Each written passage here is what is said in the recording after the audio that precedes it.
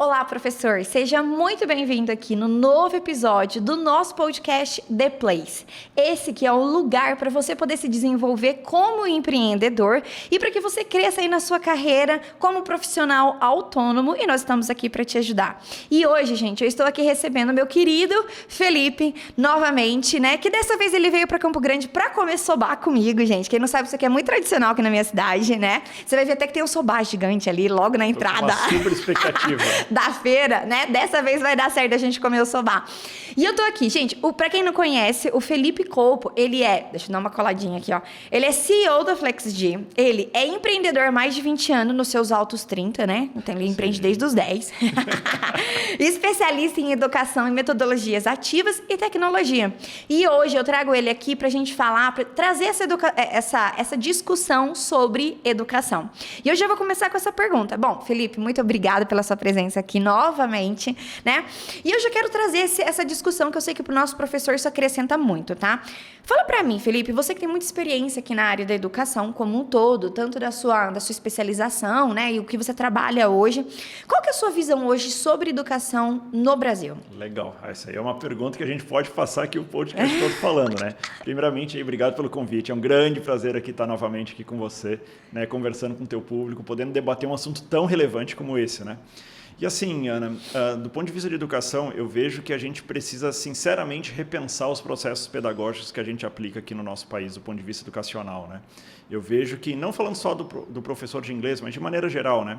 A gente tem um sistema educacional que eu vejo que cada vez está sendo mais debatido, está sendo mais repensado, que acaba não gerando o valor, né, ali, o aprendizado, como a gente espera do ponto de vista docente, né? Aquilo que a gente sonha do ponto de vista de ser atingido pelos nossos alunos. Se a gente for observar, por exemplo, a gente tem as faculdades que estão hoje muito distantes da realidade do dia a dia do profissional, né? Uhum. Acho que todos nós, né, com as nossas formações, eu acabei me formando em psicologia, mas aí cada um na sua formação provavelmente foi aprender a sua profissão no dia a dia após a formação. Uhum. Né? Ou seja, a gente passa lá 4 anos, 5 anos estudando, e aí fazendo MBA, fazendo especialização, fazendo doutorado, mas a gente vai aprender a profissão mesmo ralando, na prática depois. O que, se a gente for parar para pensar, é um pouco ilógico. Se a gente passa ali 4, 5 anos, né, se dedicando, a gente deveria sair melhor formado, a gente deveria sair com mais cognição sobre o que de fato eu vou fazer na prática, né, em relação à minha profissão. E eu vejo que existem várias situações aí que a gente teria que repensar. Por exemplo, o mundo real, a gente interage com N profissionais, né? Eu, como psicólogo, né, hoje como CEO de uma empresa, eu tenho que entender de budget, eu tenho que entender de gestão de pessoas, eu tenho que entender de marketing, tenho que entender de vendas, eu tenho que entender de tecnologia. E eu acho que isso, todas as profissões, a gente acaba interagindo com vários profissionais. Eu, numa empresa de tecnologia, eu tenho que sentar com programadores e a gente olhar produto, olhar sistema, olhar código. E o mundo real é assim, né? Uma pessoa formada em história, ela vai ter que, né, lidar com orçamento, lidar com vendas, lidar com pitch, lidar com storytelling, lidar com profissionais, né, de N especializações. Né? O professor, ele vai ter que lidar com venda, vai ter que lidar com marketing, vai ter que lidar com pitch, vai ter que lidar com orçamento, vai ter que lidar com planilha, vai ter que lidar com tecnologia, vai ter que lidar com outros professores, vai ter que lidar com RH, vai ter que lidar com parte jurídica. Né? Então, só que a faculdade ela não forma a gente para isso. Então, porque a gente fica lá tendo 4, 5 anos com os mesmos, né, todos. Eu estava numa turma só de pessoas estudando psicologia, com professores, a grande maioria psicólogos. Então, essas, né, vamos dizer assim, incoerências entre o processo educacional e a necessidade do dia a dia, a necessidade do trabalho, do mercado de trabalho, eu acho que faz a gente ter que repensar, né, muito do que a gente está fazendo hoje enquanto educação no nosso país. E eu vejo hoje, felizmente, um movimento de muitas empresas debatendo isso, escolas, universidades, empreendedores debatendo como é que a gente ensina, como é que a gente aprende de uma maneira mais eficaz. A própria FlexG, ela foi criada muito nessa linha, né, de a gente repensar a maneira que a gente aprende, que a gente ensina o inglês, mas eu vejo hoje, felizmente, uma série de iniciativas no nosso país debatendo um pouco mais isso e tentando talvez tirar dos congressos, né, da teoria, do debate teórico para a prática. Né? O que a gente faz na prática com isso? Porque conhecimento sobre metodologias ativas, conhecimento sobre metacognição, conhecimento sobre PBL, a gente tem aos montes. Agora, as práticas, eu vejo pelo menos um movimento crescente no país de repensar e de colocar na prática, de fato, outras metodologias para a gente buscar uma eficácia melhor do processo de ensino-aprendizagem. Eu concordo 100% com você, né? Eu sou formada em História e, assim, a minha frustração entre o que eu aprendia e o que eu aplicava foi muito grande. Porque, assim, uma coisa era a beleza que eu enxergava na História, a maneira como eu ia estudar, diferentes pessoas, diferentes autores, pesquisadores pensando sobre diferentes ângulos da História, né? Porque, assim, para nós que estudamos a História, ela não é algo estático, muito pelo contrário, né? Ela é algo totalmente móvel, porque cada descoberta você vai mudando e você fala, né? A gente entende assim que escreve a história quem está no poder, né? Então, cada vez que muda alguém do poder, se reescreve a história, né? Então, se ressalta isso ou aquilo, se conta dessa maneira, se conta aquilo. E existem ali os pesquisadores para mostrar, olha, de fato isso aconteceu, de fato isso aqui não aconteceu, né? E aí, quando você chega na escola, você não pode ensinar dessa maneira, entendeu? Por quê? Porque existe lá um processo seletivo pelo qual o aluno vai ter que passar e ele traz determinados assuntos que vão ser cobrados e eu preciso ensinar daquela maneira, né?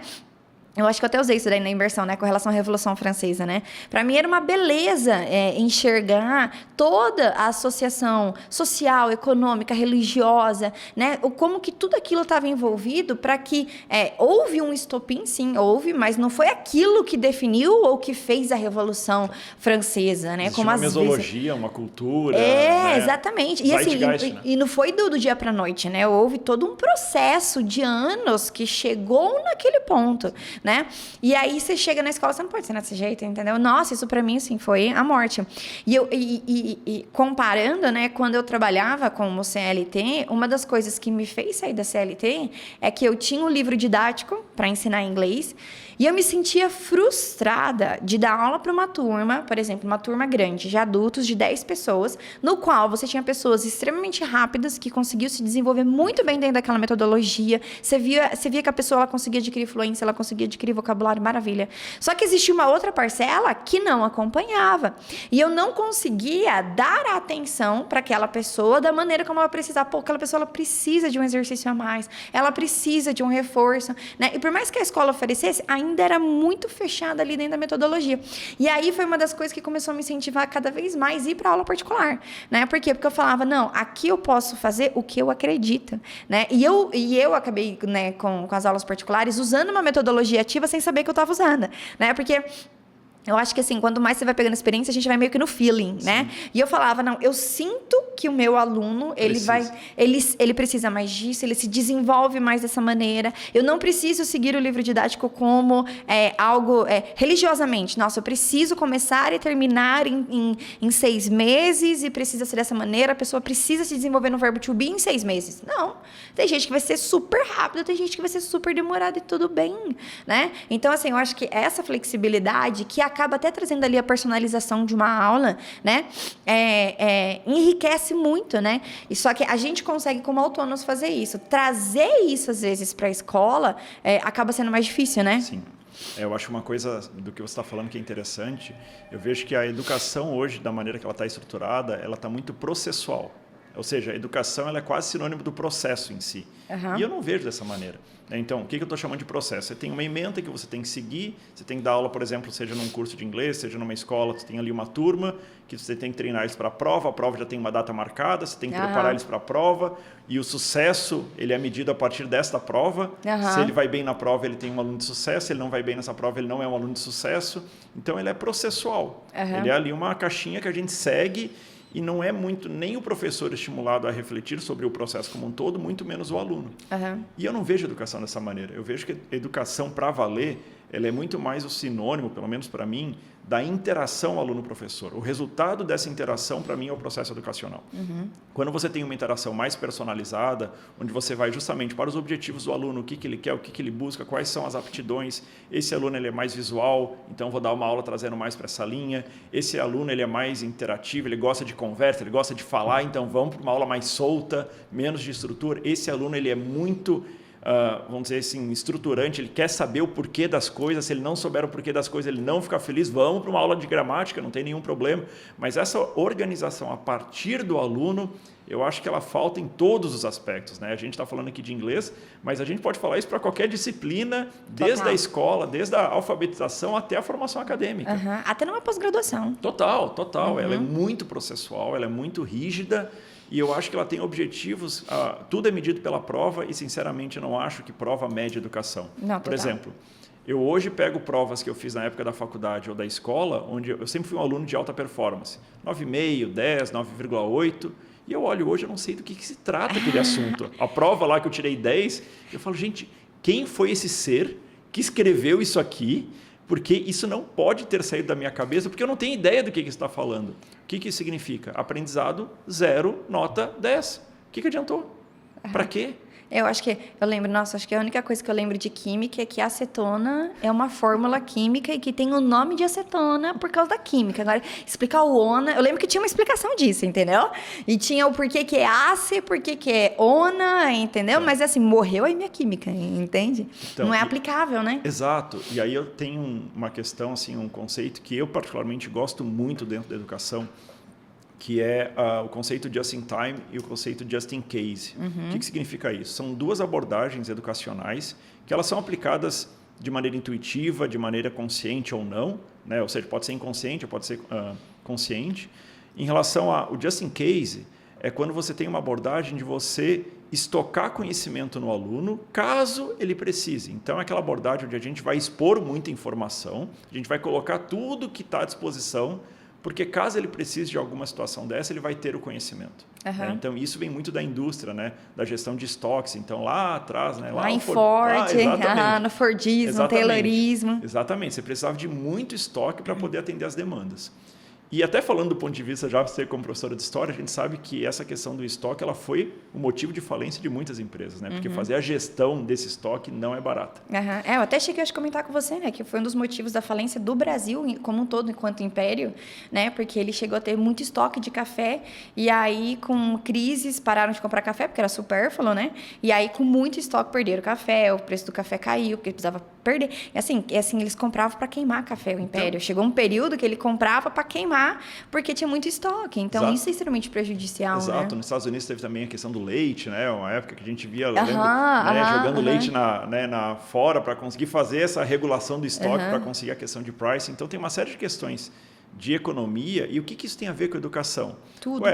Quando a gente pega um sílabus e a gente segue ali, né, ferro e fogo, eu tenho que ensinar isto. A gente está passando informação para o aluno, passando informação.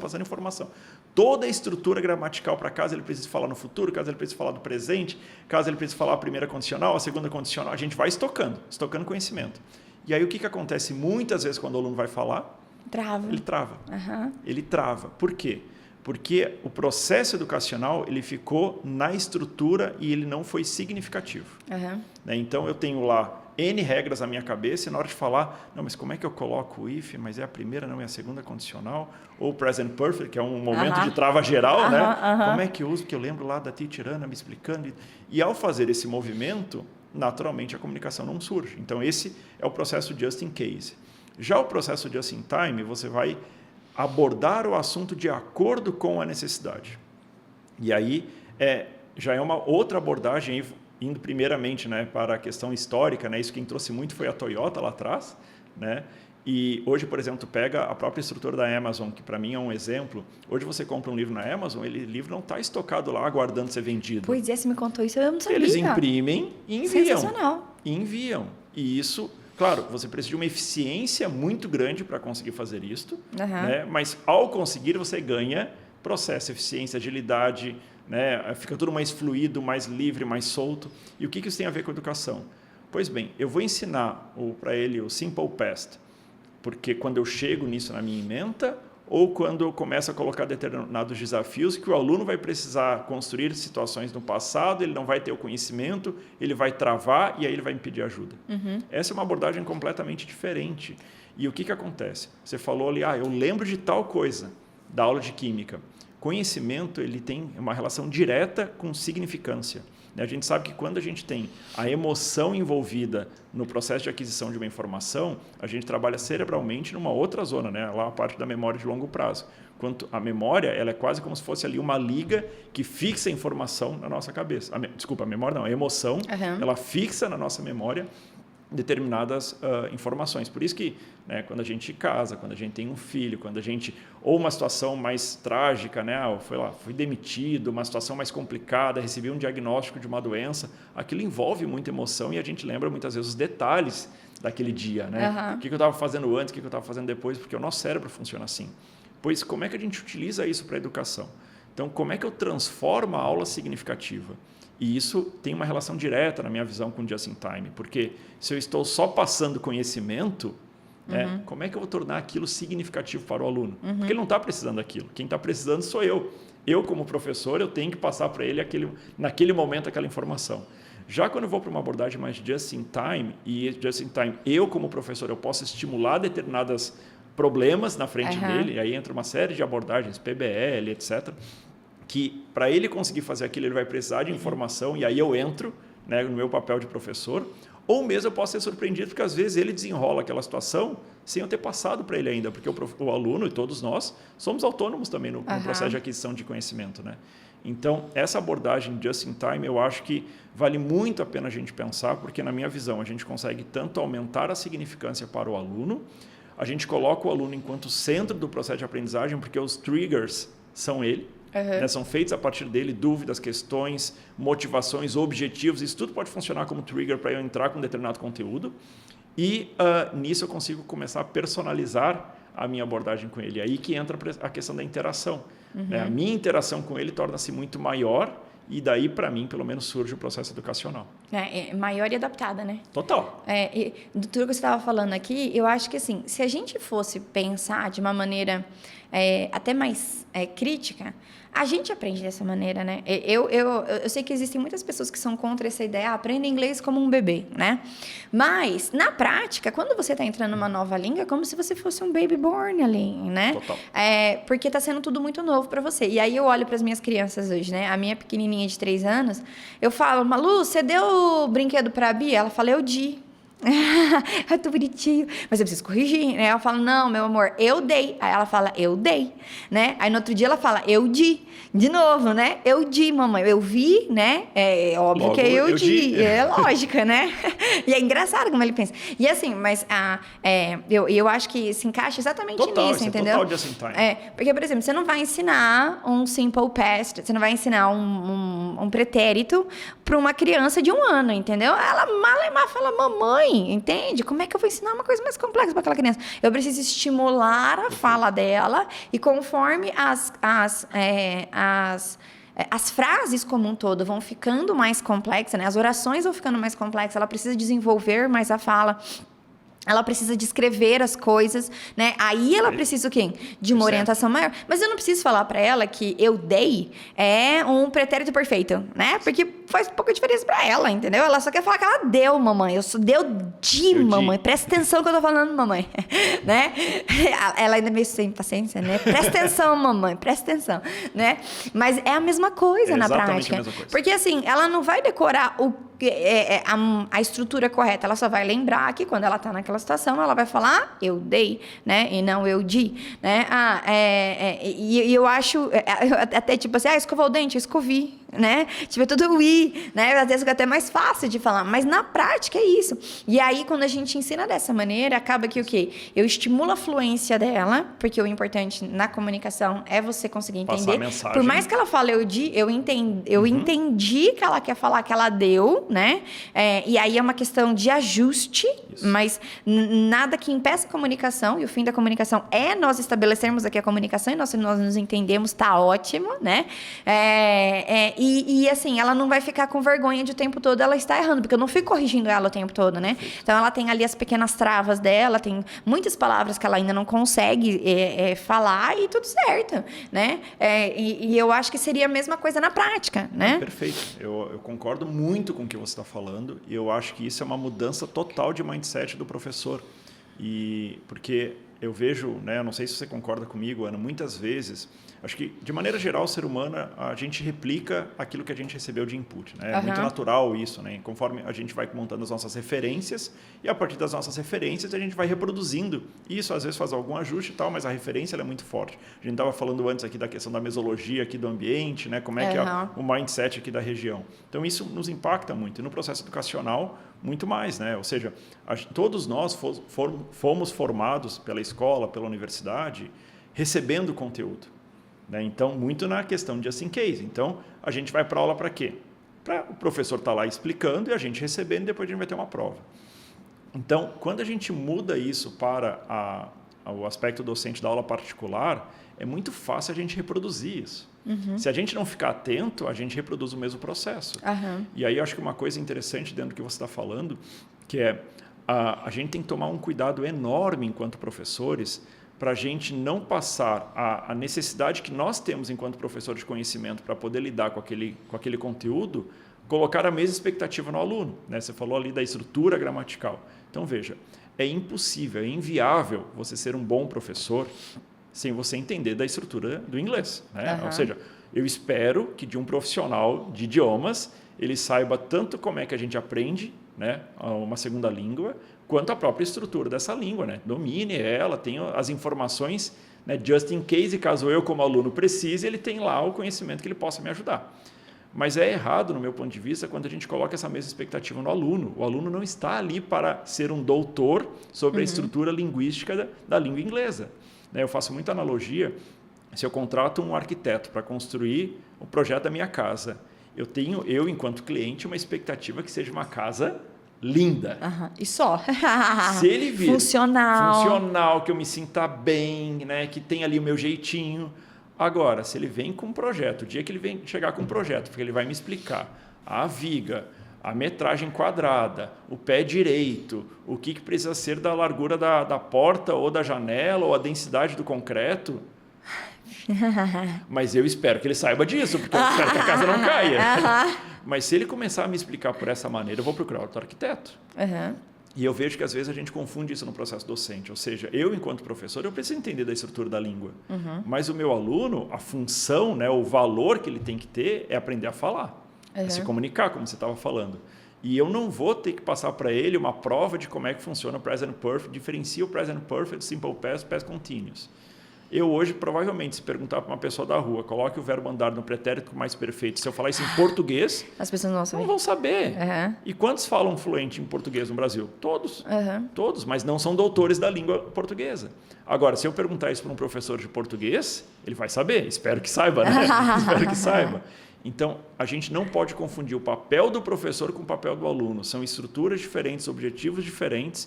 Isso tem uma relação direta com o que você estava falando, né? Você não vai educar sua filha chegando, filha, hoje é o dia de a gente estudar o pretérito mais que perfeito. Português. Do português, não, né? Não. Agora, conforme ela vai se arriscando e ela vai ganhando confiança, você está ali para mediar o processo, fazer o processo da interação e auxiliar, dar força, quando for o caso, corrigir. E assim a gente vai andando juntos. Né? Então, isso eu acho muito sério do ponto de vista docente. E a gente pode pensar, Ana, o quanto que isso tem relação com a gente teve um outro episódio falando do empreendedorismo, né? O quanto isso tem relação com o empreendedor. Porque na hora que eu consigo fazer uma abordagem mais personalizada, o que eu estou fazendo? Eu estou entregando um serviço diferenciado. Mais premium. Na hora que eu faço isso, o que eu posso fazer? Cobrar mais. Com certeza. Né? E outra, eu vou fidelizar mais o meu cliente, o meu aluno, eu vou ter uma estrutura, se ele for ali no vizinho, se ele for procurar uma outra, mas o meu outro professor está cobrando R$100 mais barato. O serviço não é mesmo?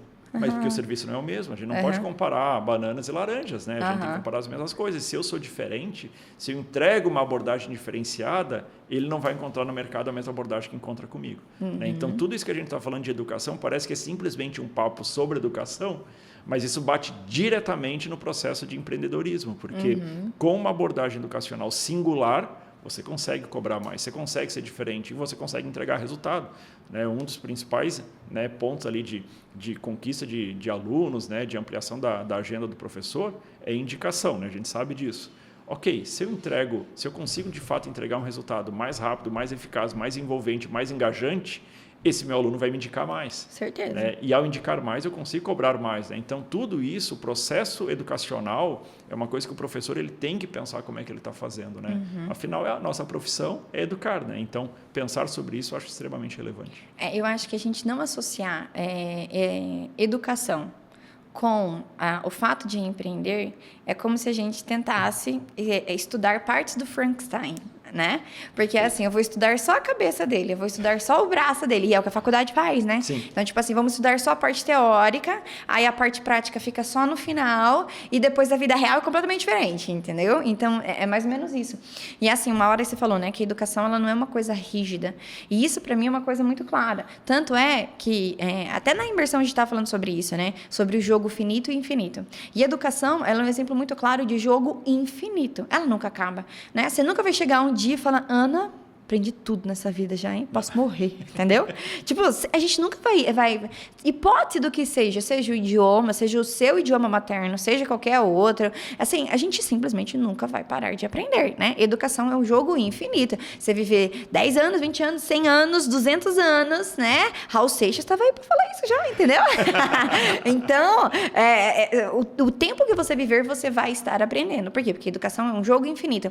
Se ela é infinita, não tem como ela ser rígida, entende? Perfeito. Por quê? Porque diferentes fases, diferentes momentos de maturidade, você vai aprender de diferentes formas. Às vezes, eu sempre falava assim para meus alunos, olha, se você viaja e você é um nível A1, você tem uma experiência. Se você viaja e você é um B1, você vai ter outra experiência. Você viaja e você é um C1, você tem outra experiência. Por quê? A maneira como você vai apresentar, a maneira como você vai se comunicar, que você vai interagir com as pessoas, é completamente diferente, né? Ou seja, quanto mais você aprende,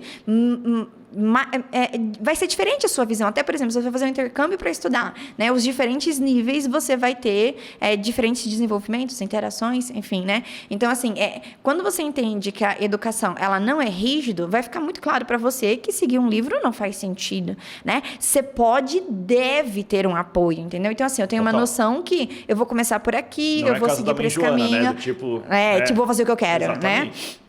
Não, vou entrar ali, vou conversar com o meu aluno e pronto, acabou. Não é dessa maneira. Existe um planejamento, uma organização. Exatamente. E o livro, ele tá ali para te mostrar isso. Então, aquilo ali, ele foi feito por pessoas, por estudiosos, né, que entendem o porquê que deve começar por ali, por lá e por lá. No entanto, você não deve se prender e se engessar, que é o que eu sentia, por exemplo, quando eu tava na CLT. Eu me sentia engessada. Tipo, eu não posso sair daqui, mas o mundo não é isso, exatamente. Entende? Ele funciona dessa maneira para algumas pessoas, mas não é uma receita de bolo para todos os bolos, né? Cada um tem o seu, não é uma mesma forma para todos os bolos, né? Então, assim, se a gente entende isso, o quanto que a educação, ela não é rígida, a questão de você entender a personalização é quase que natural, né? A questão é que eu vejo, se a gente associa a personalização com o seu branding, é onde a gente consegue aumentar o seu preço. Total. No entanto, se você entende a sua personalização como parte trivial do seu trabalho, você não cobra mais por isso, entendeu? Exatamente. Você vende isso como você vende qualquer outra parte do seu trabalho, entende? Você não valoriza isso, não é dessa maneira. Exato. Né? Então, eu sempre falava assim, às vezes eu tinha alunos que começavam juntos, em níveis semelhantes, mas daí um mês eles não estavam nas mesmas aulas. Por quê? Porque esse daqui ele estava com um desenvolvimento X, aquele estava com desenvolvimento Y, e até os interesses eram diferentes, né? Então, por exemplo, essa daqui ela ia viajar e ela queria mais saber sobre roupa.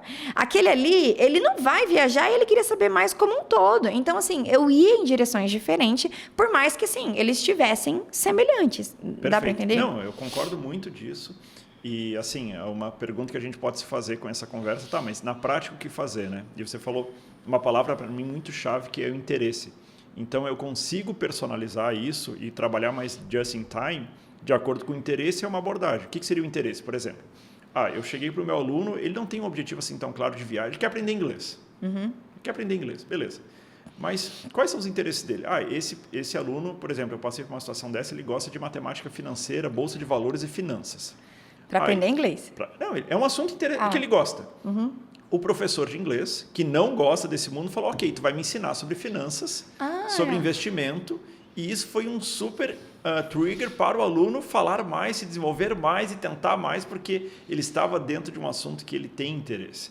E aí, automaticamente, ao se expressar mais, ele chegava em alguns momentos de, ok, aqui como é que eu faço isso, que eu não sei como é que eu explico tal situação. E o professor entrava para ajudar, puxava algum exemplo, não entendia, ia para a gramática, voltava, mas o trigger era o interesse do aluno em relação à matemática financeira e investimento financeiro, até mais que matemática financeira, assunto que o professor não gostava, mas o professor trouxe, não, eu vou aprender, agora você vai me dar aula, você vai me explicar como é que a gente faz o investimento, o que é a diferença de uma renda fixa para uma renda variável, ou seja, é o professor se moldando para os interesses do aluno. Esse aluno, se for procurar um outro professor, ele não vai achar a mesma abordagem. Então, interesse, eu acho que é uma das formas de você trabalhar just in time.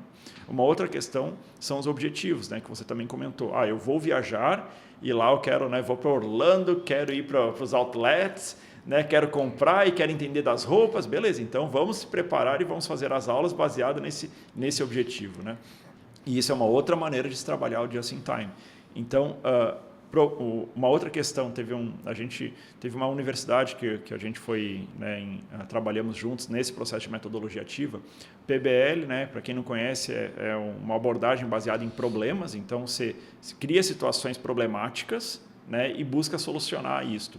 Contudo, lá na faculdade a gente trabalhou assim, cara, problema ainda não está gerando significância. Ou seja, eu crio uma situação hipotética de um problema, passo para os alunos resolver. Isso não está gerando significância. Vamos fazer o seguinte, vamos trazer problemas reais, da cidade para dentro da faculdade. Os alunos vão tentar resolver os problemas reais da cidade. Seja de uma... Aí eu, né, no caso lá da faculdade, o aluno ele precisava, só para o pessoal entender o contexto, ao invés de, por exemplo, eu estudei psicologia na faculdade, ao invés de eu ter lá uma ementa que o professor tem que me explicar lá sobre psicologia social, eu tinha que achar um problema de psicologia social, seja numa notícia que saiu, seja no jornal, seja dentro de uma empresa que está envolvida lá num bairro de risco, eu tinha que trazer esse problema para dentro da faculdade e falar, e esse era o meu semestre, eu vou resolver esse problema. E aí entram os professores para ajudar, eu vou montar a equipe, então eu precisava de um estatístico para a gente entender o que estava acontecendo no bairro, aí ia no curso de matemática, pessoal, alguém aí está estudando estatística nesse semestre? O aluno tal, tá. Vamos montar um grupo? Eu tenho que estudar, eu tenho que ir lá no pessoal de marketing falar, tu vai entrar na equipe porque a gente vai fazer campanha de conscientização nesse bairro. Enfim, aí tu montava ali uma squad dentro da faculdade e a partir disso a gente já trabalhava no semestre os professores auxiliando. Então, uma abordagem é pedir para o aluno trazer problemas reais da vida dele com o inglês.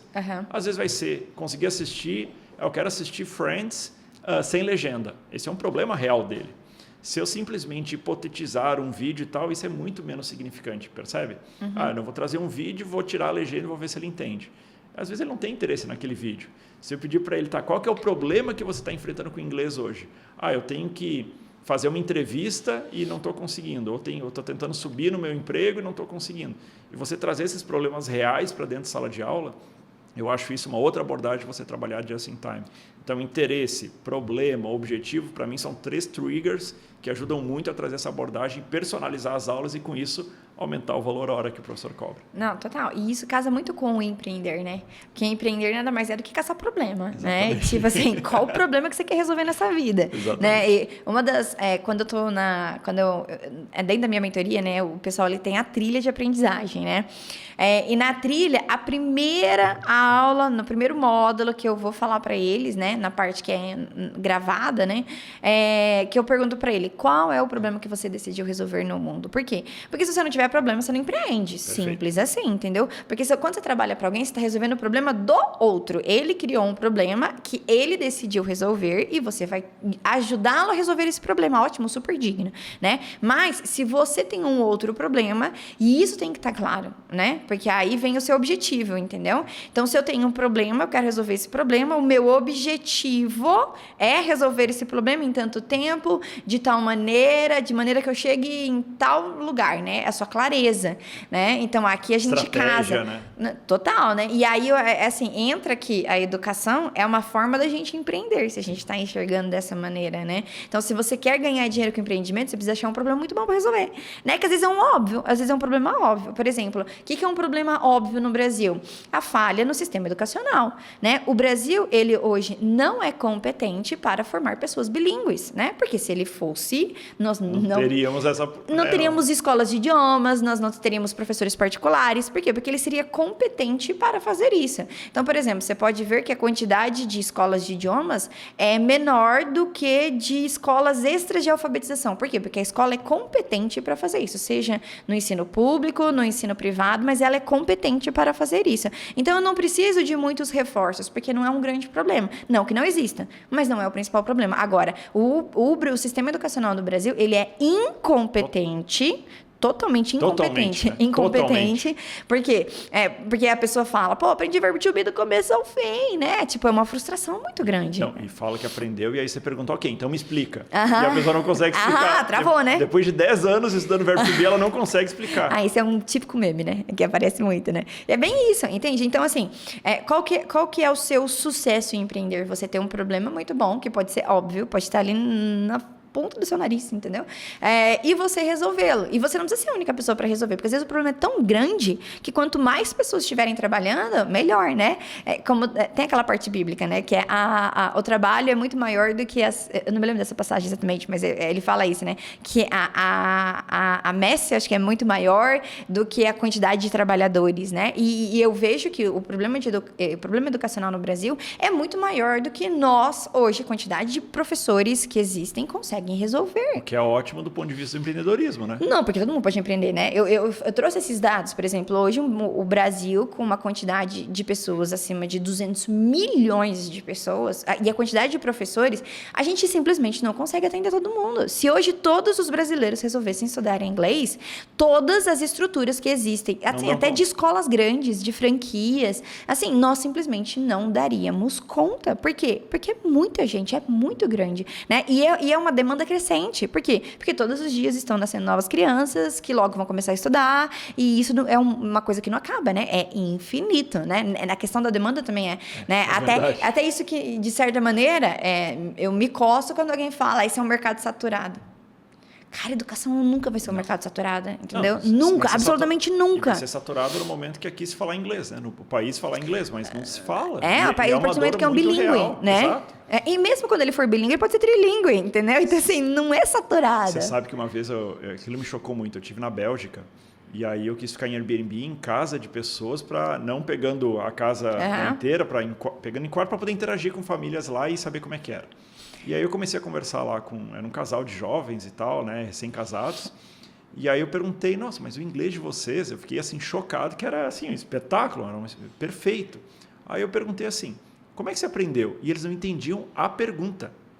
Porque para eles era tão natural você nascer num processo bilíngue, desenvolver. E aí eu comecei a perguntar assim, né, desculpa, o bobão aqui, né? Mas existe escola de inglês aqui, centro de idiomas de inglês aqui na Bélgica? E ele, mas o que você quer dizer com isso? Um local que você vai para aprender inglês e tal, para praticar. Mas um local? Mas como? Eles não entendiam o conceito. Porque já é um país totalmente bilíngue, trilíngue lá no caso até. Então, enquanto nós não chegarmos nessa situação, existe muito mercado no Brasil para a gente poder desenvolver, para a gente poder empreender. E não vai ser em vida que a gente vai resolver esse problema. Assim, que seja bem claro, não vai ser assim na nossa aqui, tipo, na nossa geração, e nem acho que as próximas 3 a gente não resolve esse problema. O que significa que se a agenda está vaga, tem alguma coisa que você pode trabalhar, né? Eu ouvi essa comparação, assim, olha, se você e seu vizinho trabalham na mesma coisa, seu vizinho está ganhando dinheiro e você não, olha, meu filho, o problema não está no fogão, está no cozinheiro, entendeu? Então, mas sabe que isso eu acho também interessante, porque eu não sei se você sabe, tem alguns estudos que mostram que a educação, lato sensu, né? Educação, não estou falando só do professor de inglês, educação de maneira geral é a área mais conservadora do mercado de trabalho. E existem alguns estudos que mostram isso. Teve uma pesquisa no México que foi assim, a nível global, que mostra o quanto que essas áreas se desenvolveram ao longo dos anos. Então, você compara, sei lá, um administrador hoje e um administrador de 50 anos atrás. Você vai ver diferenças óbvias no dia a dia de trabalho dele. Você compara um agricultor, e isso para mim é muito explícito, um agricultor hoje e um agricultor de 50 anos atrás. É completamente diferente. Aquela ideia que a gente tem da roça não existe. Tu vai chegar na roça, tu vai ver drones, tu vai ver tratores de 10 milhões de reais. Andando sozinho, um nível de tecnologia, abordar ciência de dados, que é uma coisa absurda. Com o trator com o computador dentro, Total. Entendeu? Fica catando, tirando milho, né? A ideia da roça, se você está pensando a roça lá de trás dos livros de história... Só se for agricultura familiar, entendeu? E se duvidar, nem vai ser assim. Ele vai ter um drone ainda lá. E aí, quando você olha para o processo docente, a gente vê que as mudanças elas foram poucas. E aí isso que tu está fazendo, cuidado... Tanto é que a gente tem lousa ainda, né? Exatamente. Tipo, minha mãe aprendeu com a lousa, Exatamente. entendeu? A gente está com a lousa ainda. A gente está falando antes, se você ainda é um professor, que na sua aula particular você pega o livro e você faz assim para mostrar para o aluno na câmera... Eu quero morrer com essa repense algumas coisas. Assim... Eu te falei que eu pego muitos professores que têm a lousa aqui atrás, entendeu? Sendo que existiriam outras tecnologias. Mas eu acho que é aquela história, né? Às vezes a pessoa ela vive aquela realidade, não é por uma questão de opção, mas é porque nunca foi apresentado para aquela pessoa uma nova opção, ou uma nova realidade, né? Então, por exemplo, eu tenho professores que são extremamente competentes e que possuem lousas ainda, né? E aí você fala assim, por quê? Ele fala assim, mas como que eu poderia fazer diferença? Ou seja, a pessoa não sabe, ela não vê um outro lado. E aí, eu acho que hoje a gente pode até casar essa ideia, por exemplo, com a inteligência artificial. Então, por exemplo, assim, nossa, eu lembro que quando eu estava na escola lá com os meus 7, 8 anos, né? Que eu lembro que eu estudando de geografia, a minha professora chamava Sandra, né? E eu não sei, deve ter sido marcante para mim, naquele momento, dela falar assim, se a terceirização ia aumentar o nível de desemprego, né? Isso era uma pergunta da escola, né? Se a terceirização, ou se a tecnologia, a indústria, que agora está substituindo o profissional, que agora entra os robôs. E aí ela falava muito com relação à lavoura, por exemplo, né? Porque a lavoura, a agricultura num todo, ela empregava muitas pessoas, o trabalho braçal, né? E aí a entrada de tratores, de mais tecnologia, o quanto que isso retiraria o emprego dessas pessoas, ou seja, elevaria o nível de desemprego no Brasil, né? Sendo que, assim, hoje a gente tem clara percepção que não é dessa maneira, né? Assim, a gente se adapta ao novo real, né? Ao novo normal, e aí você cresce em cima disso. Então, eu acho que a inteligência artificial, ela vem exatamente nesse sentido, entendeu? Ela vem para agregar... Auxiliar. Isso. E como que eu aumento a minha equipe sem custo, entendeu? Exatamente. Ou pagando uma assinatura lá por mês, que, tipo, vai fazer todo sentido. E eu não preciso pagar, por exemplo, um CLT. Porque essa pessoa, eu vou conseguir discutir com ela, né? Como você falou, nossa, levanta lá dados e pede para ele analisar e pedir para ele enxergar coisas que você não está enxergando. Isso é muito sério, porque, assim, eu realmente tenho convicção que nós temos que repensar o processo de ensino-aprendizagem. A gente trabalha num setor que, de maneira geral, isso não quer dizer, obviamente, são todas as pessoas, mas é um setor mais conservador, né? Você até usou a expressão, não, porque eu acredito que tem que ser assim, né? Então, a gente tem muito essa abordagem enquanto docente, né? Então, eu penso que a gente tem que muito olhar o que está acontecendo, porque as coisas estão evoluindo e a educação, que eu acho que é um processo que é um bem cultural, né, da nossa sociedade, educar, a gente tem que pensar como é que a gente faz isso. Né? É um pilar. Então, por exemplo, questão de inteligência artificial. Eu escuto muito hoje professores comentando, mas será? Mas isso foi feito por inteligência artificial? Nem está tão bom assim. Então, não quer dizer que está bom. Né? Se foi feito por inteligência artificial, não quer dizer que tá com qualidade. Agora, vamos parar e pensar um pouquinho. Por exemplo, a gente desenvolveu dentro da FlexD, a gente foi desafiado, na realidade, por um parceiro para desenvolver um teste de fluência que fosse utilizado a partir de AI. A gente utiliza 7 AIs dentro do produto, para vocês terem uma noção. São 7 AIs diferentes, fazendo coisas diferentes, para a gente tentar medir a fluência de inglês de um aluno, mas para ver a progressão. Então, vou dar um exemplo. Olha só. Quando a gente está dando aula e está interagindo com o aluno, a gente percebe quando o aluno está mais travadão, correto? Uhum. Então, ele fala vários esse tipo de coisa, é óbvio para o professor, mas a gente percebe, mas não quantifica. Vocês imaginam uma ferramenta que eu consigo, via AI, medir quantas vezes essa pessoa travou, quantas pausas e hesitações ela teve numa conversa, e vamos chutar aqui um número, tá? Vamos dizer que numa conversa ali de 5 minutos ela teve, 70 pausas, 70 hesitações, e ela estava no nível A2.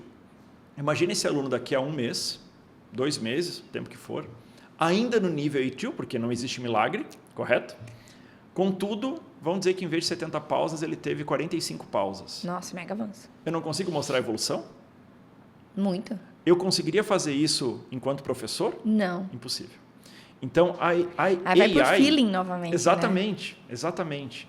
Então, assim, AI ajuda a organizar processos e colocar o professor com uma ferramenta que ele normalmente não conseguiria chegar nessa condição. A gente, dentro da FlexD, a gente fala muito, não sei se vai ficar clara essa analogia, a gente fala assim, pessoal, não vamos tratar o professor como o super-homem e a Mulher Maravilha, porque ele não é um ET, ele não tem superpoderes, ele não vai fazer milagres. Não existe pedra milagrosa. Ele não vai conseguir chegar lá numa sala de 40 alunos e em 6 meses está todo mundo fluente. Isso não existe, ele não é o super-homem. Mas quem sabe ele pode ser o Homem de Ferro. Quem sabe ele pode ser uma pessoa muito rica, né? Vamos colocar essa condição também, né? Já que estamos sonhando, o professor ele é muito rico, cheio de tecnologia em volta para conseguir fazer coisas que ele não conseguiria só por ele. Humanamente falando. Exatamente, exatamente. Então, o Homem de Ferro não voa, o ser humano não voa, mas o Homem de Ferro voa. O professor ele não consegue medir as hesitações ao longo do processo de aquisição da linguagem, mas a AI consegue. E isso pode ser uma ferramenta de agregar valor no trabalho dele. Estou dando um exemplo, né? Por exemplo, nessa ferramenta, o nome da ferramenta é Fluency Flow. A gente mede 30 variáveis da fala. A hesitação é uma. Veja que a aquisição de um idioma ela não é medida só pelo A1, A2, B1, B2, C1, C2. Tem uma série de outras variáveis que a gente pode medir. Quer ver uma outra variável interessante? Esse aluno, ele conversa, mas ele fica repetindo as mesmas palavras o tempo todo? Falta de vocabulário. Exatamente. Ou ele tem um range lexical maior e ele consegue se expressar em diferentes estruturas. Uma coisa, por exemplo, eu vejo isso muito no Present Perfect, eu acho que você vai concordar comigo. Uma coisa é fazer uma prova questionando ele para montar o Present Perfect lá numa frase. E muitas vezes ele acerta. Outra coisa é ele falar naturalmente utilizando a estrutura Present Perfect. Porque muitas vezes ele vai para o Simple Past e fica lá reproduzindo, mas se eu questionar ele, ele sabe usar. Mas não é natural. Numa conversa fluida, igual a gente está tendo agora, imagina eu pegar esse nosso podcast, subir numa AI e fazer assim, analisa a fluência da teacher Ana e do Felipe em português. E ele medir uma série de variáveis. Isso é humanamente impossível. Mas com AI hoje a gente consegue. Né? Então, utilizar ferramentas para agregar valor no nosso trabalho, porque uma coisa que eu penso muito, e aí o empreendedor, professor, ele tem que pensar nisso. Imagine o seguinte, eu tenho 2 professores com a mesma qualidade docente, a mesma qualidade de aula. Aí eu tenho um professor fazendo isso, pegando o livro e apontando na câmera. E um outro professor com tecnologia, instrumentalizando o processo dele a partir de tecnologia. Os 2 dão a mesma aula. O aluno vai pagar mais para quem? É óbvio, né? É óbvio, né? É óbvio, né? Então, assim, o professor que antes estava cobrando 100, 150 reais a hora, hoje ele está cobrando 250, 300 a hora, porque ele se posiciona como sendo um professor inovador, com um professor que está atualizado, que no serviço dele tem tudo isso. Só que aí tem uma questão também, que aí entra lá na outra vez que eu vim aqui, no podcast que a gente conversou sobre empreendedorismo. Ele tem que saber vender isso. Porque se ele pegar e falar assim, a minha aula custa tanto, essa AI custa tanto, aquele produto custa tanto, isso aqui, se você quiser, custa mais tanto. Ele vende, de novo, o Frankenstein. Exatamente. Agora, se ele falar assim, o meu serviço, eu enquanto professor, você vai entrar no programa Felipe Coupo, no programa de ensino Felipe, ou no programa Mastermind, eu vou criar lá algo diferente. E ali dentro você tem tal. E ainda como bônus tem isso. E eu não vou te cobrar por isso, e meu método funciona assim. E outra, eu tenho até aqui estatística de outros meus alunos que você pode ver de como que eu levei ele do ponto A para o ponto B em X tempo. Isso é sensacional. E eu cobro R$ 1.200 a mensalidade.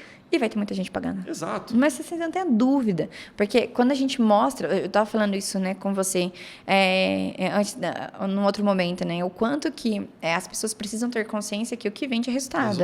Assim, não adianta.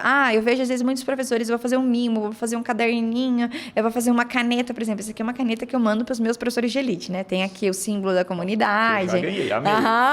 E aí, tá, beleza, tem tudo aqui. Mas, assim, o que vai fazer o meu mentorado, ele continuar comigo, não é a caneta que eu mandei para casa dele. É o resultado que ele alcançou comigo, que ele estava em 10 mil, ele chegou aos 20, ele conseguiu já projetar o infoproduto dele, ele já sabe qual é o próximo passo que ele vai dar. Porque ele falou assim, bom, ao lado da Ana, eu fiz ao lado dela em 6 meses o que eu fiz sozinho em 4 anos, entendeu?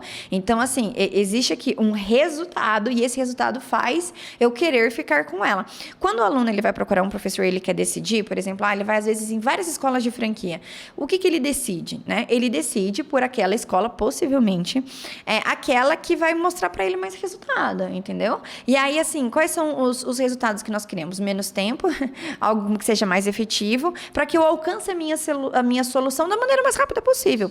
Porque o que leva você a querer comprar, né, é a ânsia de você resolver um problema. Então, eu estou no ponto A, no qual eu tenho um problema A, né, e eu desejo a solução para esse problema que está no ponto B.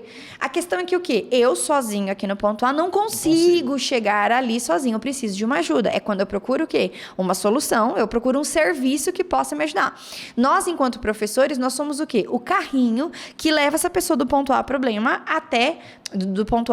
até o ponto B, que é a solução, né? No entanto, a pessoa, quando ela vai adquirir esse serviço, ela não compra o carrinho, porque o carrinho é chato, o carrinho leva tempo, no carrinho eu vou ter que estudar, entendeu? Existe uma série de demandas que eu não quero fazer, por quê? Porque eu tô focada na solução, né? O que a pessoa compra? Ela compra o ponto B, ela compra o destino final, né? Por exemplo, quando a gente compra passagem de avião, você não compra passagem de avião, você compra o lugar que você vai chegar, claro. É óbvio, entende? Você está comprando a sua viagem para Maragogi, você não está comprando o tempo que você vai passar no avião, o lanchinho que ele vai te dar, entendeu? Pouco importa para você o lanchinho, você quer chegar em Maragogi e curtir a praia, entende? Então, assim, é a mesma coisa, que às vezes as pessoas elas não fazem esse paralelo e acaba atrapalhando na hora da venda. Então, se está claro para mim que o que vende é a solução, quanto mais soluções palpáveis eu entregar para esse aluno, mais fácil fechar a venda. E mais do que isso, não é apenas mais fácil fechar minha venda, como é mais fácil vender mais caro, né? Tipo, como eu aprendi, né, com o meu mentor, com o Yeser, que ele fala, né, conexão que faz as pessoas comprarem mais rápido. No entanto, a autoridade é o que faz as pessoas pagarem mais caro. Quanto mais resultado você trouxer, mais autoridade você é no seu setor, né? E isso daqui é um ciclo vicioso, bom, né? Mas então quanto mais resultado, mais você vende, mais caro vai ficando, mais resultado, mais você vende. Por exemplo, teve na imersão, né? Várias pessoas entraram, professores de elite, e aí teve gente que falou assim, putz, eu preciso entrar agora, porque se eu não entrar vai estar mais caro. E a gente estava falando, olha, verdade, vai estar mais caro. Num período próximo, quanto mais eu avanço, quanto mais resultado eu tenho, mais caro ele vai ficar, porque ele se prova bom, ele se valida no resultado alheio, né? E aí a gente precifica com base no resultado. Sem dúvida. Tu quer ver? Ó, tem um caso que, claro que é fora da curva ali dentro da nossa base, uma das coisas boas ali da empresa é que a gente acaba vendo a evolução de vários professores e olhando o que acontece, né? A gente teve um caso que ele ficou, olha, eu acho que foram 6 meses programando e planejando a estratégia dele, tanto comercial quanto a parte educacional, a partir da FlexD. E a gente olhava lá, eu lembro que ele contratou, acho que foram 20 licenças, alguma coisa assim, já era um pacotinho um pouquinho maior, mas ele começou a trabalhar e eu olhava, né, tanto tempo preparando e organizando, mas enfim. Hoje ele tem 4.000 alunos. 4.000 alunos. E não é infoproduto, ele montou uma equipe e tal, montou com professores, foi contratando, foi agregando, e hoje tem 4.000 alunos. Só que ele tem um processo pedagógico muito claro, é assim que eu trabalho. E é assim que eu faço. E olha de novo como é que tem educação, tem toda a relação com o empreendedorismo. Né? Então não é assim, esse aluno usa, esse aluno não usa, esse aluno faz assim. Não, quando eu estava na imersão, você falou uma coisa que eu adorei. Você falava assim, você não é a mãe do seu aluno, você é empreendedora. E isso é muito, muito interessante de a gente parar para pensar. Porque na hora que você estabelece as raias, é assim que o meu negócio funciona, é muito mais fácil o aluno se adaptar e ele entender, ok, eu tenho uma expectativa de solução, mas eu só chego nessa solução se eu cumprir o que a Titirana está me pedindo. Se eu seguir essa trilha. Se eu for um aluno relapso, se eu não quiser e tal, e a Titirana fala, não, tá tudo bem, vamos fazer de outro jeito, o professor começa a se moldar para o aluno, mas não se moldar do aspecto pedagógico, que era o que a gente estava falando antes do Just in Time. É no aspecto do relapso, e aí não vai funcionar.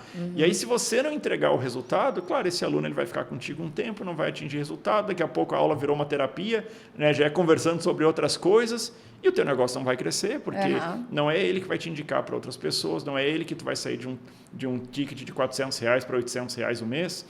Então, essa estruturação do negócio a partir de tecnologias, eu acho muito sério. E colocar ela... Assim, ela qualifica muito, né? Ela coloca hoje no outro patamar. A gente está aqui num podcast cheio de tecnologia em volta, não é? E tudo muito pensado, organizado por você, pela sua equipe. Então, e isso agrega valor, né? Isso apresenta um outro patamar de profissional. Né? Você sai da condição do professor amador para uma condição de um professor empreendedor, onde entende do negócio. Né? Então, tecnologias, a gente está falando de AI, gente, hoje tu pode chegar numa AI e falar, ok, me apresente um exercício, né? Monte uma aula, me monte um exercício. Ela vai fazer, mas se você não souber usar também essa tecnologia, não vai funcionar. Né? Eu vejo muita gente hoje não sabendo, até a gente estava conversando sobre isso antes, né? Não sabendo utilizar o ChatGPT, porque o ChatGPT para mim é como se eu tivesse ali uma equipe gigantesca de profissionais gabaritados para eu interagir. Se eu chegar para ela e simplesmente falar assim, me monte uma aula de inglês para um aluno A2 sobre, sei lá, o Present Perfect, ele vai montar, mas ainda é fraquinho.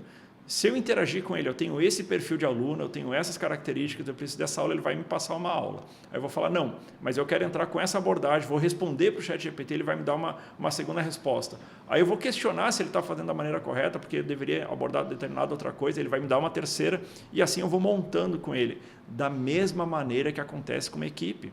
Quando eu passo lá com a minha equipe e falo, a gente vai montar agora um evento, a gente vai montar uma estrutura, eu não simplesmente passo, né, um input de uma linha e espero que venha tudo perfeito. Não funciona assim. A gente vai interagir, a gente vai discutir ideias, a gente vai ver possibilidades e a partir daí a gente vai construir. O ChatGPT é a mesma coisa. Então, eu vejo muito as pessoas interpretando AI da maneira errada, interpretando assim, isso aqui foi feito por AI. A gente estava falando antes, por exemplo, se o professor que está sendo mentorado pela Teacher Ana ainda não fez isso, eu dou uma dica. Pega todos os seus dados do Instagram, as estatísticas, os dados e fala, eu não sou bom nisso. Eu sou mais de humanas, né? Olhar os dados não é a minha praia. Beleza, mas a gente vai ter que entender sobre dados para poder crescer.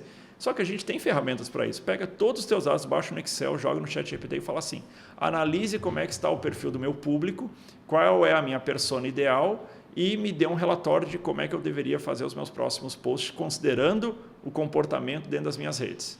E o ChatGPT vai fazer isso para você.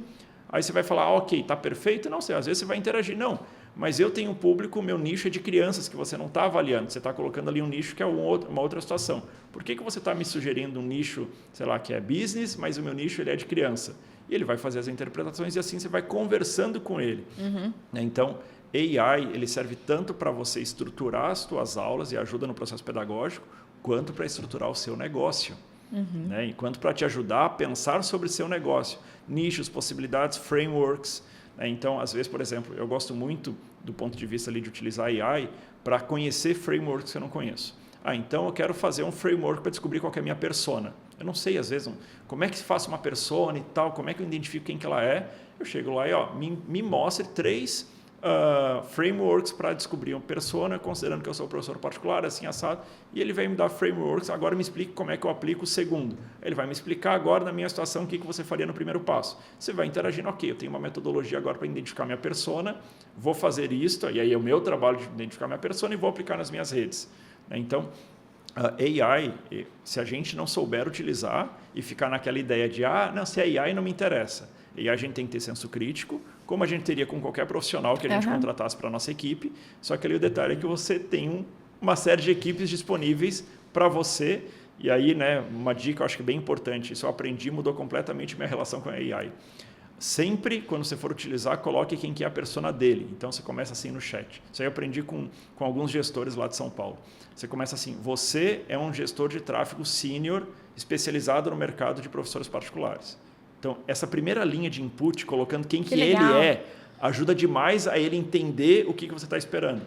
Se você só coloca assim, me gere uma estratégia de tráfego, isso é uma coisa. É bem aleatório e fica mais superficial, né? Agora, se você coloca, você é um gestor de tráfego sênior especializado no mercado educacional, especialista, por exemplo, no mercado brasileiro, que tem comportamentos específicos, ponto. Aí depois você vai colocar seu prompt do que você quer que ele faça. Que legal. Você é um professor de inglês de nível C2, especializado na aquisição de linguagem, tarará, tarará. Entende? Então, isso ajuda demais a ele entender quem ele é e fazer você... fazer ele dar o output daquilo que você espera. Nossa, eu não sabia disso, eu vou aprimorar essa parte no uso. E quando você estava falando, eu estava pensando assim, eu acho que é semelhante ao Google Tradutor, né? Porque às vezes assim, o aluno ele joga lá uma frase qualquer e aí o Google coloca uma coisa muito doida, né? Eu lembro que uma vez a aluna colocou andar. E aí ela colocou floor. E aí ela fez uma frase tipo assim, I floor on the street. Aí eu levei um tempão para entender. E eu falava, I floor? E aí eu falava, mas o que você quis dizer? Aí ela fala, eu ando.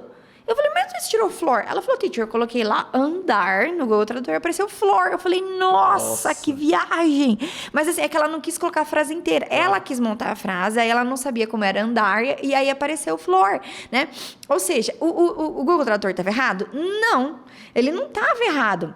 No entanto, ela, por falta de conhecimento na língua, não sabia interpretar e não sabia corrigi-lo, né? Então, eu acho que, assim, o ChatGPT é a mesma coisa. Ele não vai ser perfeito, né? Mas, assim, não necessariamente ele está errado. Mas é que aí a gente precisa do seu senso crítico para você entender e falar assim, bom, isso daqui é aplicável, isso daqui não é aplicável para essa situação, mas eu compreendo esse ponto de vista, né? E aí você tem que ter o quê? O senso crítico, né? Então, é a mesma coisa. Aí eu falava assim, gente, Google Tradutor é para quem sabe inglês. Não é para quem não sabe. Porque se eu jogar no Google e ele falar alguma coisa errada, eu sei corrigi-lo, porque eu sei que aquela não é a melhor forma, né? Mas agora uma pessoa que é totalmente aleatória tem uma altíssima chance de cair num erro. Por mais que ele tá sempre se especializando e tal, a chance dele errar é alta. Por quê? Porque não necessariamente aquilo que você pede é o que ele te entrega e não necessariamente ele está errada, né? Eu acho que é a mesma lógica. Agora, olha que interessante isso que tu está falando, tá me lembrando uma situação que a gente passa muito na FlexG, tem total relação com a questão de educação, né? Do ponto de vista de tecnologia, uma das grandes vantagens que nós temos frente a um processo de livre editor é poder fazer atualização do material de maneira constante. Então, se eu tivesse hoje, e eu tenho alguns parceiros que trabalham com editora, né? Eu fico olhando, teve uma vez que eu fui em Maceió conhecer uma editora e o estoque, eu fiquei olhando tudo aquilo e falei, gente, eu não teria habilidade para administrar isso, para mandar os livros didáticos para os diferentes parceiros e tal. É uma complexidade, e eu fiquei pensando assim, e sempre tem alguma coisa errada? Eu já imprimi tudo, e o que eu faço com isso agora? Nossa! Sabe? Agora, com tecnologia, não. 10 tipos de merda. Imagina. Nossa, eu fiquei olhando aquilo e falei, eu não tenho emocional para isso, não. Agora, com tecnologia, vemos que tem alguma coisa para ser ajustada, a gente vai lá e ajusta. Só que olha como é que é interessante isso. Uma das coisas que nós temos lá no software, aí não falando da AI, falando do software FlexG, né? O principal, a gente tem hoje mais de 700 horas de conteúdo disponível para os alunos poderem estudar, isso gera dados para os professores, a partir da interação com a plataforma, entender, né, e aí entra muito o conceito de just in time, né, quais são as principais demandas, se hoje ele está com mais dificuldade no Present Perfect ou no Simple Past, ou às vezes ele está estudando o A2, mas existe uma estrutura do A1, que ele está ainda patinando e errando nos exercícios que ele faz, então isso gera alertas para o professor, enfim. E nesses exercícios, o próprio aluno nos avalia. Ele coloca lá no final de cada exercício um rating e comentários para a nossa equipe pedagógica. Agora, olha que interessante. Existem ratings que ele vem embaixo e que tu olha e fala assim, o aluno não está gostando, mas isso ele precisa. Que aí tem uma relação que a gente está falando do professor, ele ditar como é que a coisa funciona, e não o aluno. Porque às vezes existe uma estrutura ali que é mais complicada, e aí ele está colocando, o exercício está muito difícil. Ok. A gente até pode pensar em como é que a gente tenta fazer uma introdução melhor e tal, mas ele é um exercício que é para ser difícil. Ali, do ponto de vista pedagógico, é o momento de subir a barra. Então, veja como muitas vezes o aluno ele não vai saber a necessidade dele. Né? E isso é uma discussão até muito grande dentro de, eu não sei se você conhece, o CESAT e NPS, ele é muito discutido dentro do mercado educacional. Porque, por exemplo, o que seria um CESAT bom dentro de uma escola? Será que o aluno está avaliando, né, de maneira super boa, super legal, mas é porque está muito frágil, está muito fraco? Está tudo fácil. Está tudo fácil. Ele está indo bem. E aí ele não está aprendendo. O NPS, né, a capacidade dele indicar. Será que ele indicaria com base no que ele está aprendendo? Ou ele indicaria porque ele está gostando e se divertindo e tendo muitos amigos lá dentro? Então, esses indicadores, do ponto de vista educacional, hoje é muito debatido dentro do mercado de como é que você cria métricas que de fato avaliam o que tem que avaliar. Porque é muito fácil você ter, às vezes, um rating baixo em algum item, e na FlexG a gente pega lá, esse exercício está com um rating baixo. Tá, mas é que esse exercício é para ser difícil mesmo. Ou às vezes a gente olha e fala, não, aqui os alunos têm razão, aqui a gente erramos, e aí tem que refazer tudo e tal. Né? Então a gente tem uma atualização constante de conteúdo, e isso, do ponto de vista educacional, é muito interessante, né? Porque a gente trabalha com os feedbacks do professor, com os feedbacks dos alunos e com o feedback do nosso time educacional. E, às vezes, o jobs to be done, né? Aquilo que ele está buscando fazer, o valor que ele enxerga são diferentes.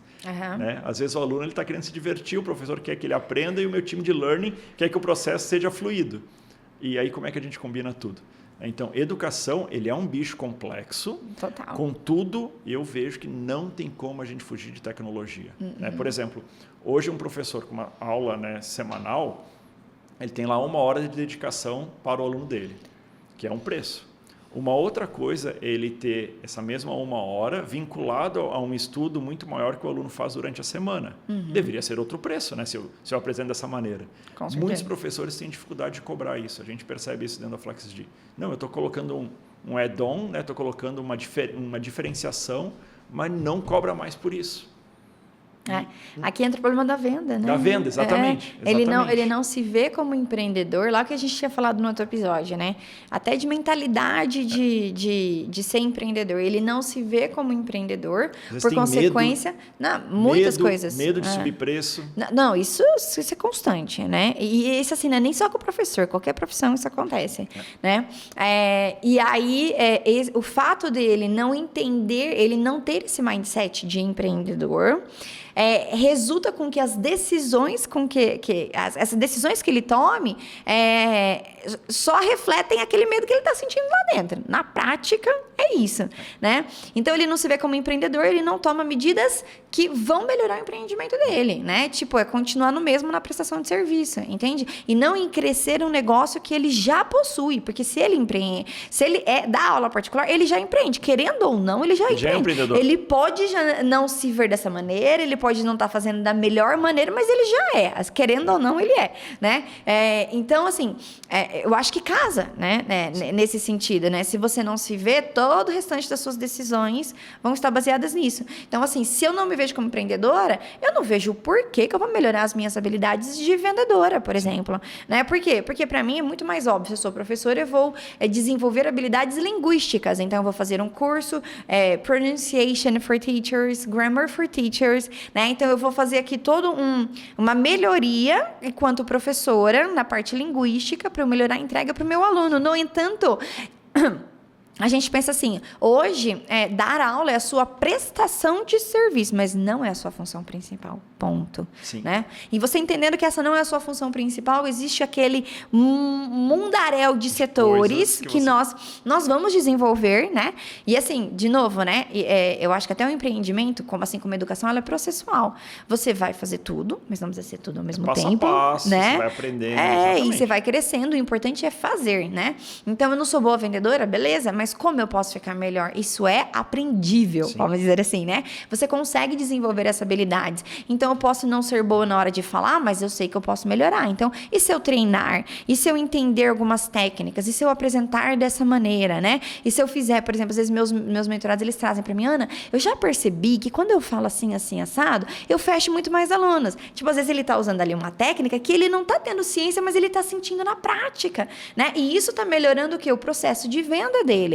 Então, por exemplo, o professor, ele ter uma tecnologia que contribui tanto para ele quanto para o aluno, né? Ou seja, vai gerar mais resultado para o aluno dele, mas ele não sabe o quê? Como incluir isso no negócio Exatamente. dele, Transformar entendeu? isso num negócio complexo, completo, E lucrativo. Né? Uma solução completa, e essa solução, aula é fundamental, mas ela é uma parte.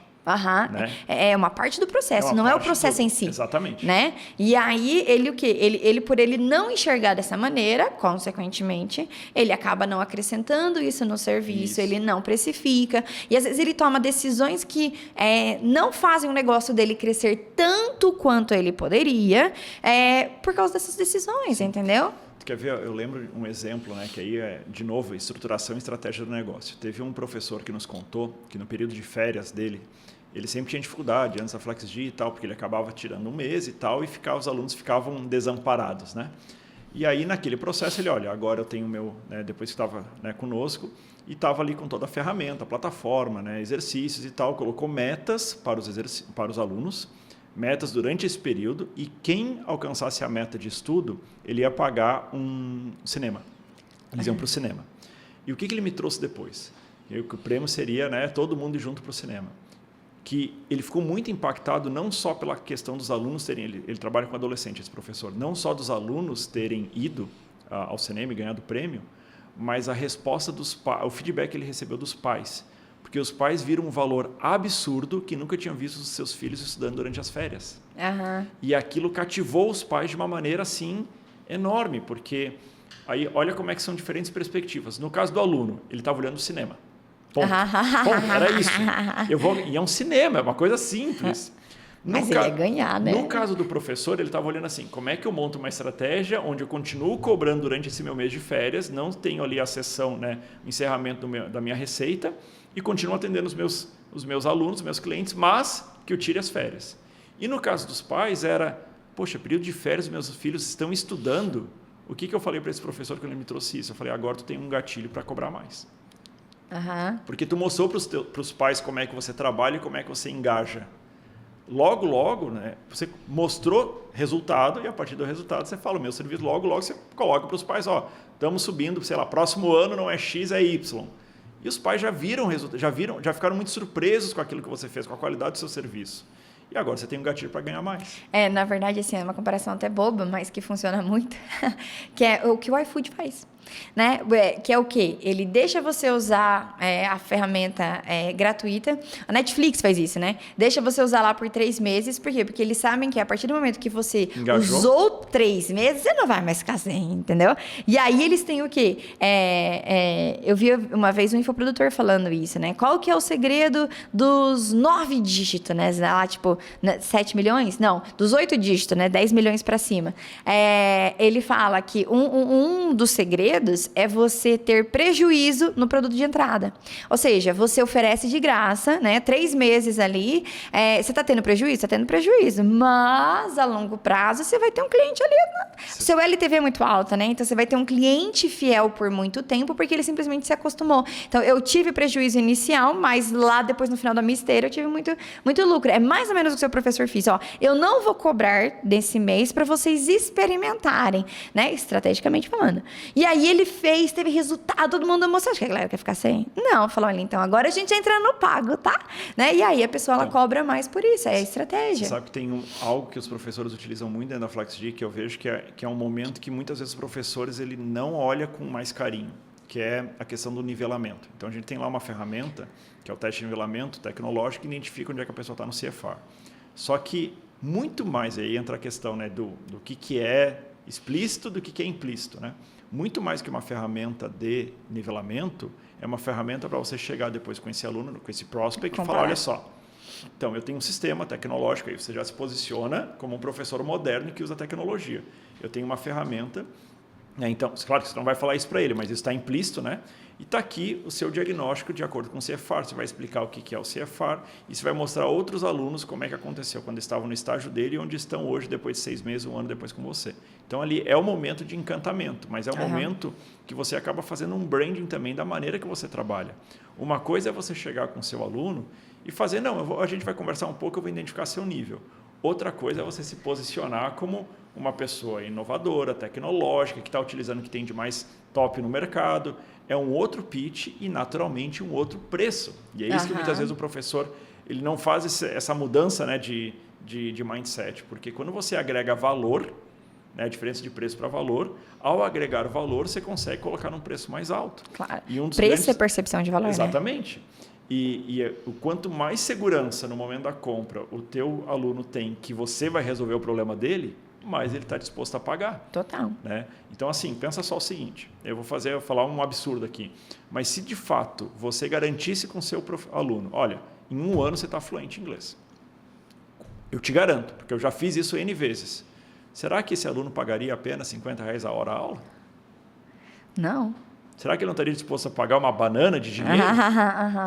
Porque você realmente resolve o problema dele? Só que, claro, uma coisa é conversa fiada, outra coisa é você provar, se parametrizar de, ó, isso aqui é como eu trabalho, isso aqui que eu... Se você entrar no meu, né, nas minhas aulas, é isso aqui que vai acontecer. E não é porque eu estou falando que vai acontecer, eu consigo mostrar que é o que acontece. É um outro pitch, é um outro processo de venda, é um outro nível de confiança. Né? E é interessante porque eu já passei isso em várias situações também, empresas diferentes. Muitas vezes você tem receio de fazer isso. E aí entra toda aquela conversa que a gente teve da última vez que eu vim aqui, né? A questão de o mindset empreendedor. Você tem receio de colocar isso, de cobrar aquele valor que você acha realmente justo pelo seu trabalho. Mas quando você se empodera e não é simplesmente um desejo, não é uma questão assim, eu gostaria de ganhar tanto, mas o meu trabalho, aquilo que eu entrego, que aí é um mindset empreendedor, vale tanto. Logo, o meu preço é esse. É interessante como o cliente, muitas vezes, ele valoriza mais. Com certeza. Ele valoriza muito mais. Então, assim, tu vê eu como falo isso são alguns gatilhos mentais que a gente tem que não faz. Aluno que paga mais é o que menos dá trabalho. Agora, quanto menos ele paga, mais ele te suga. Às vezes é o mais tóxico, assim, sabe? Exato. E é exatamente isso. Ele valoriza que ele está tendo ali. Não é um serviço simples, é um serviço personalizado, é um serviço que vai levá-lo até a solução do problema que ele está procurando, né? Então, a valorização é outra. Mas você tem que saber vender o pacote, né? O projeto inteiro. Se você vender uma aula particular de 1 hora por semana, eu não pagaria R$1.000 e poucos por mês para 1 hora por semana para uma aula. Uhum. Agora, se você pagaria a solução do seu desenvolvimento de inglês, e aí tem toda uma estrutura, tem todo o racional de como é que isso vai acontecer, ok, eu pagaria mais de R$1.000 por mês para fazer isso. Uhum. Então é a diferença total que você falou, né? Ninguém gosta de ficar 15 horas no avião para ir para Paris. Mas a gente vai para Paris. Mas você compra Paris, você não comprou viagem de avião. Você não quer nem saber como que vai acontecer, entendeu? Às vezes a passagem está 7 mil, 10 mil, você fala, Maria. Bom, paciência, né? Eu quero ir para Paris, né? O que você está olhando sempre para o destino final, entendeu? E aí, se você usasse essa comparação num todo da nossa vida, você ia ver que as coisas seriam mais fáceis de resolver. Por quê? Porque os problemas são semelhantes, né? Só muda de endereço, né? Como minha mãe falava. É muito semelhante. Então, às vezes, muda de nome, mas no fundo é a mesma coisa. Agora, olha como aí volta para o debate inicial, que é educação. Você tem que saber como é que você ensina. O seu projeto educacional tem que estar muito claro, porque isso você passa para o seu aluno. E aí o projeto educacional é tudo isso que a gente está falando, que envolve o teu ato de empreender, o teu ato de ensinar, que ele vai além da 1 hora de aula. Com certeza. Então, é do seu modelo de negócio. Modelo de negócio, exatamente. Então, quando você entende, é assim que eu ensino. E aí tu não vai chegar para o aluno e falar, olha, eu não trabalho com abordagem just in case, eu trabalho com just in time. Tu não vai falar isso, porque ninguém quer saber isso. Nem faz diferença para o aluno. Não faz diferença nenhuma para o aluno. Tu não vai chegar, eu trabalho com uma tecnologia diferente e tal. O aluno também não quer saber disso, ele quer saber como é que ele vai aprender inglês.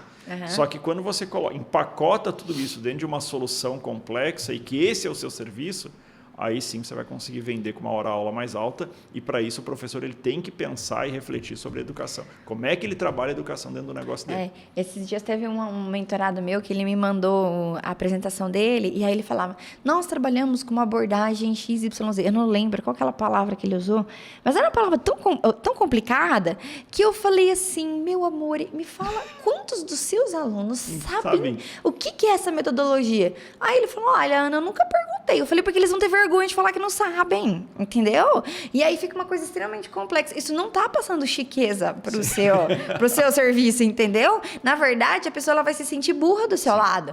E isso, na verdade, atrapalha a sua venda. Então, a pessoa, ela tem que se sentir no nível de inteligência, até porque ela vai precisar acompanhar a sua didática. Então, se de repente você se mostra num nível muito elevado, ele vai falar, não, esse professor não é para mim. Não é para mim. Esse professor é para uma pessoa que já tem mais conhecimento, né? Para um doutor. E aí, assim, ao invés de ajudar, atrapalha a venda, né? É que nem esse Delala falou do arquiteto, né? Se o arquiteto tá me falando o tamanho da viga dele, nossa, quero saber disso, pouco importa, né? Eu quero saber que você constrói minha casa bonita. Como? Não sei, eu só quero... Eu só quero que fique bonita. Eu só quero a casa, né? Quando a gente tava construindo aqui, a pessoa falava de umas coisas, porque a luz tem que ser assim. Eu não sabia a diferença, eu só queria aquela casa bonita, entendeu? Exatamente. Eu só via ela bonita, então é mais ou menos isso, isso né? É total. E o quanto a gente paga por isso, né? Muito. Então, assim, eu acho que o X é a questão daquilo que a gente está debatendo, né? O professor, ele precisa, primeiro, na minha cabeça, pensar e ter muito clareza de qual que é o processo educacional dele.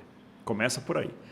E nesse processo educacional, ele precisa personalizar, ele precisa ter uma abordagem singular, ele precisa se diferenciar. Porque se ele não se diferenciar, ele vai estar competindo, né? Aquilo que se chama, né, do oceano vermelho, né? E oceano azul, oceano vermelho. Se ele entrar no oceano vermelho, né, que é, para quem não conhece a analogia, né, aquele oceano que tem muitos tubarões, todo mundo brigando, e o oceano ele está muito vermelho de sangue pela briga que acontece. Isso é uma coisa. Agora, se você se diferencia, e aí entra nicho, processo educacional, ferramentas, processos, É um todo, né? É um todo, né? Não é uma coisa só. Aí, beleza. Aí você vai estar navegando num outro mar. Vai estar navegando no mar azul, que é um mar mais claro, mais límpido, onde o teu cliente consegue enxergar você com maneira muito mais óbvia quando ele associa a dor dele com a solução que você entrega. Eu acho que aqui é o que eu cheguei a falar, né? Que a gente chegou a comentar lá na imersão, que que jogo você está jogando. Exatamente. Entendeu? A gente escolhe a batalha. Você quer jogar a batalha do preço? Tudo bem, ela é digna, mas é uma batalha. Você quer jogar a batalha do valor? Ela é digna, mas é outra batalha. É outro jogo. Né? Então, o professor que ele vende um serviço high ticket é outro jogo. É outra conversa, é outra entrega. Eu sempre falo para eles, gente, quem quer high ticket, a pessoa não quer aula gravada, ela não quer um amontoado de coisa, ela quer uma solução prática. Ela quer uma solução prática ali para o problema dela, pronto, acabou. Então, ela paga caro pela solução, né? Nossa, Felipe, eu acho que a gente podia passar assim, meu Deus, a semana falando sobre isso. Muito gostoso, né? E a gente não esgotaria isso, ainda mais quando a gente associa essa parte aqui com o empreendedorismo, né? E o quanto que isso ajuda o nosso professor, e eu digo nosso porque o mesmo professor que faz parte da minha mentoria é o professor que adquire, né, o serviço da Flex Dia, o quanto que isso ajuda a crescer enquanto pessoa, enquanto empreendedor, né? Enquanto PF, enquanto PJ, né? Então, assim, isso é maravilhoso, porque tudo que faz a gente repensar vai falar assim, onde estão os meus maiores erros? Onde estão os meus gargalos? Onde estão as minhas falhas, né? E esse é um processo constante, porque cada vez que a gente sobe um degrauzinho, nós temos novos problemas, novas situações, novas perspectivas, né? E, assim, tudo é diferente, né? Então, assim, eu acho que a gente podia passar o dia inteiro falando sobre isso, porque eu acho maravilhoso, né? Mas não dá, porque daqui a pouco o pessoal aqui vai parar, não vai deixar o like, deixa o like, entendeu? Deixa o like, por favor. Não vai deixar... Compartilha os outros professores. Exatamente, entendeu? Então a gente precisa encerrar. E aí, antes de eu encerrar, eu queria que você deixasse aqui uma mensagem para os professores, né? Diante de tudo isso que nós conversamos, o que você quer que esse professor tenha ali no coração dele, né? Com relação à educação? Eu acho assim, uma coisa muito séria. A educação é transformar vidas, né? Então, a gente faz um trabalho que ele é, assim, não só fantástico, como você falou, ele é um pilar da nossa sociedade. E eu só acredito que a gente só vai para frente se a gente educar. Enquanto país, enquanto planeta, é a educação que muda, né, o mundo, né? E então, a gente está fazendo um trabalho que ele é extremamente digno. Ao mesmo tempo, a gente precisa associar a visão de negócio. Né? Porque se a gente ficar só na visão educacional, só na visão ali da educação pela educação, a gente não vai crescer o negócio. Então, quando a gente junta as duas coisas, a visão empreendedora com a visão de transformação, que aí é o resultado que você falou, é onde a gente impacta mais vidas, é onde a gente impacta mais os nossos alunos e quando os nossos alunos também nos impactam mais, né? Então, acho que é muito importante a gente acreditar na nossa capacidade de transformação. A gente trabalha com isso e aí, né, é muito importante o professor ele se ver dessa maneira e se ele achar isso tudo muito difícil, é a mesma coisa do nosso aluno quando ele chega lá, que ele não sabe nada de inglês e a gente está falando, vamos que a gente vai junto. É possível falar inglês, não se feche no mindset do tipo, é impossível, nunca vou aprender. Se nós entregamos isso para o nosso aluno, nós, enquanto empreendedores, temos que pensar exatamente da mesma maneira. Está no caminho da falência. A gente tem que aplicar o que a gente vende para a gente mesmo, que é a nossa transformação enquanto empreendedores. E aí, enquanto educação, né? Eu acho um trabalho fantástico o trabalho que você faz, Ana, de empoderar os professores, porque é um processo muito de mudança de mindset e é um processo que ele não é simples, né? A gente também não existe fórmula mágica, mas você se sentir apoiado, de olhar para o lado e ver que você não está sozinho nesse processo de transformação, ele é muito significativo. Né? Então, eu parabenizo demais o trabalho que você faz, eu sou fã do seu trabalho e parabenizo os professores que se dispõem a mudar a própria vida para mudar a vida dos outros. Né? É um trabalho que ele é, né, fantástico, ele é assim que a gente vai mudar esse país, é assim que a gente vai para frente, é assim que a gente evolui enquanto sociedade e eu penso que a parte, né, de línguas, né, de você transformar o seu aluno num pensante global, né, num olhar global, enfim, é extremamente gratificante. E eu parabenizo todos os professores por esse trabalho. Muito obrigada. É com muito carinho que eu recebo esse elogio. Eu sei que toda transformação ela é doída, né? A gente quebrar o exoesqueleto, ter que construir um outro, a gente fica muito frágil, muito sensível, mas assim, vale muito a pena, né? Porque é só assim que a gente cresce. Vale. Então, assim, te agradeço muito mais uma vez essa presença aqui, né?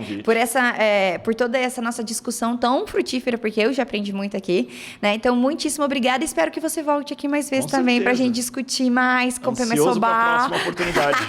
Não, já deixa marcado, senão não é problema não, tá? Bom, e para você, professor, que nos acompanhou, muito obrigada aqui pela sua presença. Ó, lembrando que você pode agora reassistir quantas vezes você quiser. O que eu quero é que você deixe aqui um comentário. Você gostou desse conteúdo? Você ficou com alguma dúvida? Quer contribuir com o seu ponto de vista? Eu e o Felipe estaremos aqui dispostos, super dispostos, né? A responder e a discutir com você. E, além de você deixar o seu comentário, você vai também compartilhar com aquele seu professor que você sabe que é um cabeça dura, né? Que precisa mudar. Você sabe que talvez esse é um assunto que ele adora discutir, né? Que ele precisa também passar para outras pessoas. Compartilha com essa pessoa também, viu? Então, muitíssimo obrigada e fica aqui ligado porque nós teremos outros episódios muito em breve.